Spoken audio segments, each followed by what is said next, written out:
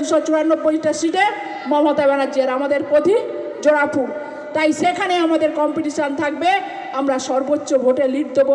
একটা অঞ্চলের সঙ্গে আর একটা অঞ্চলের কম্পিটিশান থাকবে, কোন অঞ্চল বেশি ভোট দেয়।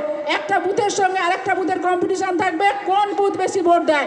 একটা বুথের সঙ্গে কম্পিটিশান থাকবে, সেই বুথে কতগুলো পাড়া আছে, সেই পাড়ার কোন পাড়া সব থেকে বেশি লিড দেয়। এটাই হবে আমাদের কম্পিটিশান। আমাদের কম্পিটিশান বিজেপির সঙ্গে নয়, আমাদের কম্পিটিশান আইএসএফের সঙ্গে নয়, আমাদের কম্পিটিশান বামফ্রন্টের সঙ্গে নয়। কারণ যাহা ছিল বাম তাহাই হয়েছে রাম। তাই আগামী দিনে আপনাদের সিদ্ধান্ত নিতে হবে, নিজের উন্নয়নকে, নিজের সচ্ছলতাকে বজায় রাখার জন্য, ছেলেটিকে পড়ানোর জন্য, মেয়েটিকে পড়ানোর জন্য, আপনার ঘরে ফ্রিতে রেশনের চাল পাওয়ার জন্য, ঘর পাওয়ার জন্য, জল পাওয়ার জন্য জোড়া ফুলের বোতামটা টিপে ভোট দিয়ে 2026-এ বিজেপিকে একদম ধুয়ে মুছে সাফ করতে হবে বাংলা থেকে। এই আশা রেখে সবাইকে আজ স্থান বিশেষে প্রণাম, শ্রদ্ধা, ভালোবাসা জানাই। জয় হিন্দ, বন্দে মাতরম। মমতা ব্যানার্জির কর্মী সম্মেলন সবসময়ের জন্য সাকসেস, আজ বলে নয়। যেদিনই সম্মেলন হবে সেই দিনই সাকসেস। কারণ এটা বিজেপির কর্মী সম্মেলন নয়, কারণ বিজেপির কর্মী নেই। যত চিটিংবাজ আছে ওসব চিটিংবাজরা সবসময় পিছনে থাকে, পিছনে থাকবে।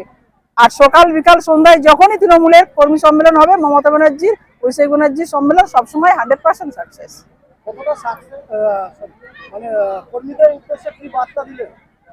তৃণমূল কংগ্রেসের কর্মীরা দিবারাত্র পাহারা দেয় সাধারণ মানুষকে। তারা সারা রাত দিন মানুষের পাশে থাকে। এসআরে আছে এই অঞ্চলের অঞ্চল সভাপতি প্রধান গৌর সর্দার, তিনি সঙ্গে আছে। আমার ব্লক নেতৃত্ব মন্টু গাজী, তিনিও সঙ্গে আছে।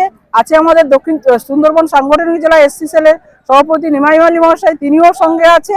আর এই অঞ্চলে যেটা আমার অঞ্চল সভাপতির আক্ষেপ বলুন, দুঃখ বলুন, যারা সামনে তৃণমূলের পতাকা ধরে আর পিছনে বিজেপির ভোট দেয়, তাদের বিরুদ্ধে যে প্রতিবাদ এখান থেকে তিনি জানিয়েছেন, আমরা সবাই সেই প্রতিবাদের সঙ্গে একমত। যদি এরকম কোনো বেঈমান বিশ্বাসঘাতক আমাদের সামনে কোনোদিন ধরা পড়ে, দল তাদের উপযুক্ত শাস্তি দেবে। মমতা ব্যানার্জি উপযুক্ত শাস্তি দেবে, অভিষেক ব্যানার্জি দেবে, ব্লক নেতৃত্ব মন্টু গাজী তৈরি আছে তাকে উপযুক্ত শাস্তি দেওয়ার জন্য। ইতিপূর্বে আমাদের দলনেত্রী এবং আমাদের দলনেতা মমতা বন্দ্যোপাধ্যায় এবং অভিষেক বন্দ্যোপাধ্যায় সেই বার্তাটা সর্বস্তরে, শুধু খালি বাংলার মানুষ নয়, সারা ভারতবর্ষের দিশাহারা মানুষের পথপ্রদর্শক হিসেবে তিনি বার্তা পৌঁছে দিয়েছেন। নির্বাচন কমিশনের নামে নির্যাতন কমিশন তৈরি করে নরেন্দ্র মোদী, অমিত শাহ মানুষের গণতান্ত্রিক অধিকার, ভোটাধিকার, নাগরিকত্বের অধিকার, ধর্মীয় স্বাধীনতা খর্ব করার যে চক্রান্ত করছে, এর বিরুদ্ধে মমতা বন্দ্যোপাধ্যায় এবং অভিষেক বন্দ্যোপাধ্যায়ের সংগ্রাম আজকে প্রতিফলিত হচ্ছে বাংলার প্রতিটি কোণে কোণে।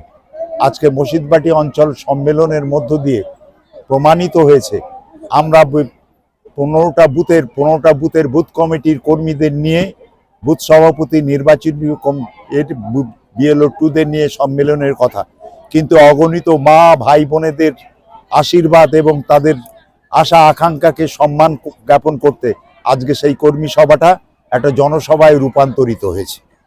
এতেই প্রমাণ হয় আগামী 26-এ মমতা ব্যানার্জি এবং অভিষেক বন্দ্যোপাধ্যায়ের নেতৃত্বে বাংলার সর্বস্তরের মা মাটি মানুষ সমস্ত বিভেদের ঊর্ধ্বে থেকে, জাতপাত ধর্মের বিভাজনের ঊর্ধ্বে থেকে বাংলার মানুষ ওই ভারতবর্ষের আত্মসম্মান হরণকারী ওই রাবণ গোষ্ঠী বিজেপিকে উৎখাত করবে বাংলার মাটিতে, এবং আবার জয় বাংলা স্লোগান ধ্বনিত হবে বাংলার মাটিতে। আবার মমতা ব্যানার্জি জিন্দাবাদ, অভিষেক বন্দ্যোপাধ্যায় জিন্দাবাদ, এই নারা সারা বাংলা পাহাড় থেকে সাগর সুন্দরবন পর্যন্ত ধ্বনিত হবে। নমস্কার।